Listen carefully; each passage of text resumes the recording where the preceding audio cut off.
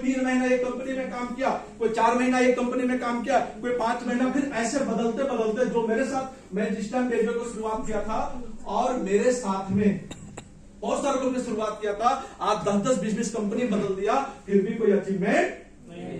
देखिए सर, मैं आपको, आपके यहाँ पे बिजनेस चलता है, कपड़े का दुकान है ना?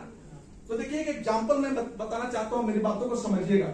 एग्जाम्पल के माध्यम से समझाऊंगा क्यों जरूरी है, इन चीजों को समझना बहुत इंपॉर्टेंट है आपके लिए। सपोज दैट अभी आपने एक दो दोस्त थे, एक का नाम था राम और एक का नाम था श्याम। दोनों स्कूल कंप्लीट किया और स्कूल कंप्लीट करने के बाद में दोनों ने कपड़े का दुकान खोलने का फैसला किया। किस चीज का? तो दोनों ने, राम ने भी खोला और श्याम ने भी खोला। तो जैसे उन्होंने खोला तो क्या पहला दिन से ही कस्टमर आएगा? नहीं। टाइम लगता है या नहीं लगता है? तो राम ने जब स्टार्ट किया उसको 2 महीना 3 महीना लॉस होने लगा। उसको सैलरी, जो स्टाफ की सैलरी वो भी घर से देना पड़ा, बिजली बिल भी घर से देना पड़ा। राम ने सोचा, राम के फ्रेंड्स ने बोला भाई यहाँ पे कपड़े का दुकान नहीं चलेगा, यहाँ के डेट में मोबाइल का जमाना है, मोबाइल का दुकान खोलो। राम ने क्या किया? कपड़े का दुकान को बंद किया और मोबाइल का दुकान खोल दिया। और श्याम ने बोला कि भाई ठीक है यार, कपड़े का दुकान मेरे 2 साल दिया, 2-4 लोग तो अब आने लगे और थोड़ा वेट करता हूं। फिर राम ने 2 महीना 3 महीना उसका भी मोबाइल का दुकान धीरे धीरे जमने लगा। फिर भी उसमें किसी भी बिजनेस को जमने के लिए 6 महीना साल भर लगता है।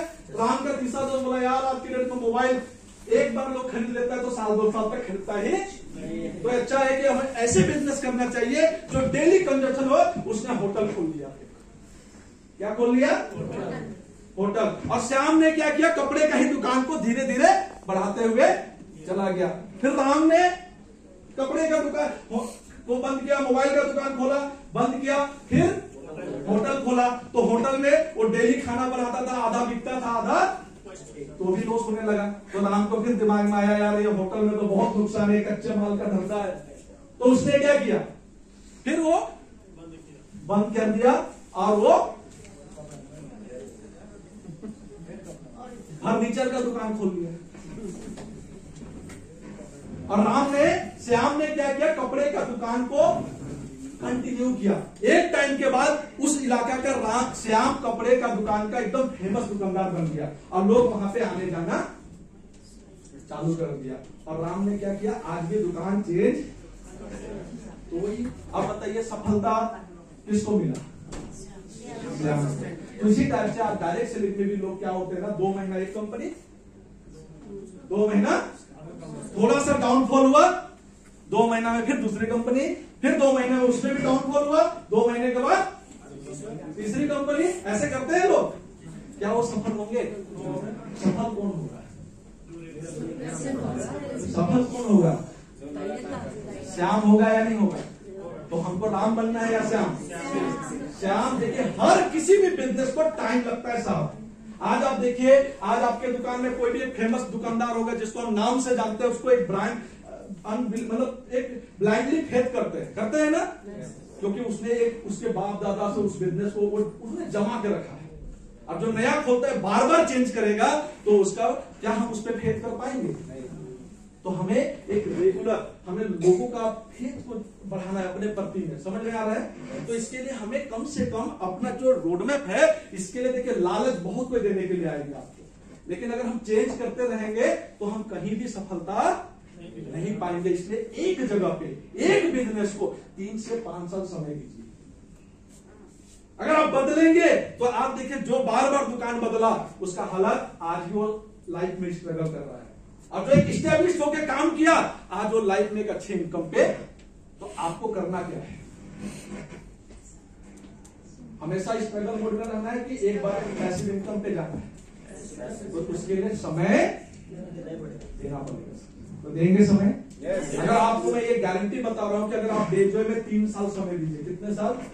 हो सकता है आपका 3 महीना में भी लाख रुपए का पे आउट आएगा, लेकिन 3 साल के अंदर में मैं गारंटी बता सकता हूं जो ईमानदारी से काम कर सकता है वो महीने का 2 से 5 लाख जरूर कमाएगा।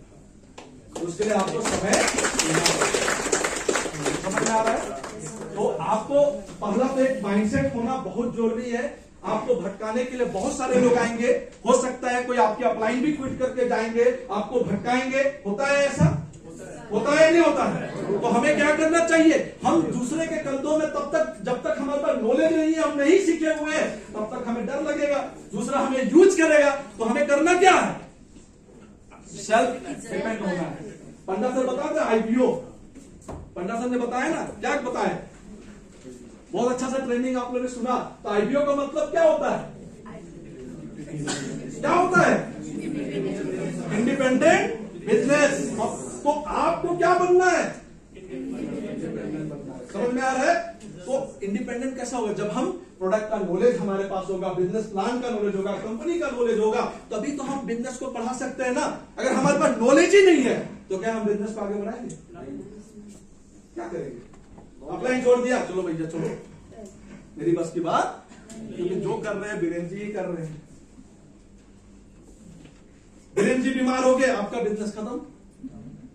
बीरेन जी कहीं घूमने चले गए, आपका बिजनेस खत्म होगा या नहीं होगा?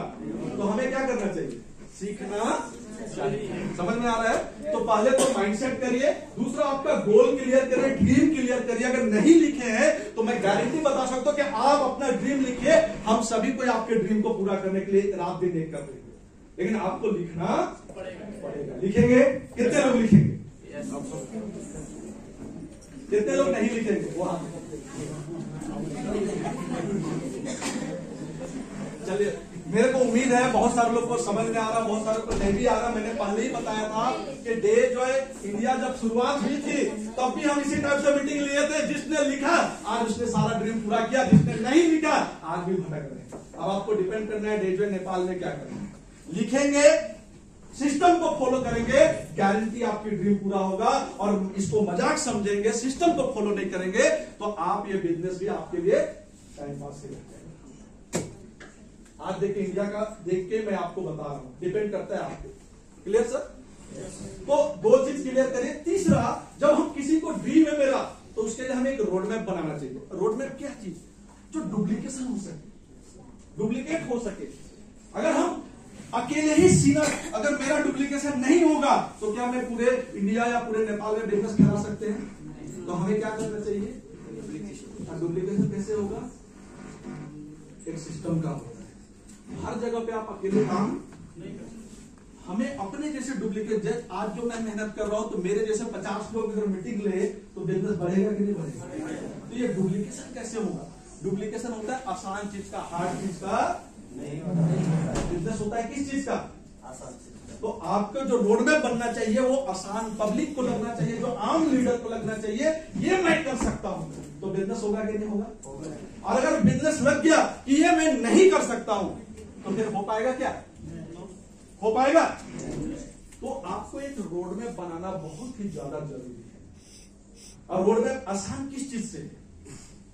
जैसे मेरा रोड मैप है अपना, मैं आपको बता रहा हूं। अगर आपको अच्छा लगेगा फॉलो करिएगा, नहीं अच्छा लगता है तो एक बार अपने अपलाइन से अपने पूरे टीम के लिए रोड मैप बनाएंगे। देखिए प्रॉब्लम क्या होता है, लोगों को डायरेक्ट सेलिंग में दुनिया का सबसे आसान काम है लोगों को जोड़ना। आप जिसके पास प्लान दोगे वो जुड़ जाएगा आपके साथ। जुड़ता है या नहीं जुड़ता है? जुड़ता है। लेकिन उसको काम करवाना दुनिया का सबसे कठिन काम है। लोग ज्वाइन कर रहे हैं, लोग छोड़ रहे हैं, लोग ज्वाइन कर रहे हैं, लोग छोड़ रहे हैं। क्यों? क्योंकि हमने आप तक उस व्यक्ति को बताया ही नहीं है कि डेटा में आपको करना क्या है। बताते हैं? बताते हैं? नहीं बताए ना, बताए क्या? तो फिर वो कैसे आपका डुप्लीकेशन पड़ेगा? हमें बताना तो पड़ेगा। अगर हम नहीं बताएंगे तो क्या डुप्लीकेशन होगा? अभी मैंने मैम को ज्वाइन कराया, मैम हमें पैसा दिया, प्रोडक्ट यूज किए, अब ये कैसे बिजनेस को आगे बढ़ाएंगे? कैसे बढ़ाएंगे?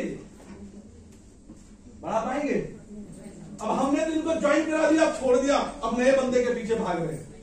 उनको ज्वाइन कराया, उनको छोड़ दिए, फिर नए बंदे के पीछे भाग रहे हैं। तो जब तक आप काम करोगे तब तक पैसा, जिस दिन आप घर में आराम करने लगे पैसा आना। अगर यही जगह में मैडम को मैंने सिखाया, सर को मैंने सिखाते चले गए, तो अगर मैं कहीं भी हूं तो ये काम करेंगे कि नहीं करेंगे? तभी तो मेरे को पैसे नहीं कमाएगा।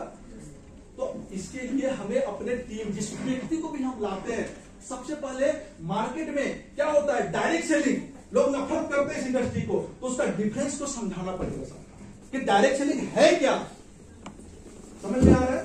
डायरेक्ट सेलिंग है क्या, इसको डीपली अगर समझाएंगे तो क्या जो मेरा नया प्रोस्पेक्ट है उसको कोई नेगेटिव कर सकता है? अगर नहीं समझे रहेगा तो क्या बोलेगा वो? नहीं समझे रहेगा तो क्या बोलेगा? बेकार है। समझ में आ रहा है? तो हमें इनको बताना पड़ेगा कि डायरेक्ट सेलिंग बिजनेस आखिर है क्या। देखिए डायरेक्ट सेलिंग बिजनेस, मेरे पास टाइम है थोड़ा 10-15 मिनट, 10 मिनट